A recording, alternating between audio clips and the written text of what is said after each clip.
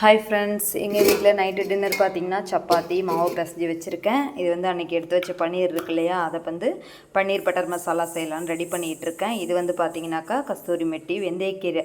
நம்ம வெந்தயக்கீரை வீட்டிலேயே ரெடி பண்ணி அதை காய வச்சு பவுட்ரு பண்ணி எடுத்து வச்சுருக்கேன். இதை வந்து நம்ம பன்னீர் பட்டர் மசாலாவில் லாஸ்ட்டாக ஃபைனலாக இது தூவி விட்டோம் அப்படின்னா வாசனையாக டேஸ்ட்டாக இருக்கும்.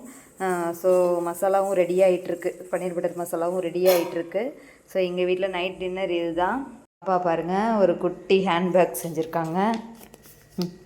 அவங்களுக்கும் போர் அடிக்குது இல்லையா, அதனால் குட்டி ஹேண்ட்பேக்காக இது பேப்பரில் கம்மு வச்சு ஒட்டி குட்டி ஹேண்ட்பேக். ஸோ ஹார்ட்லாம் போட்டிருக்காங்க.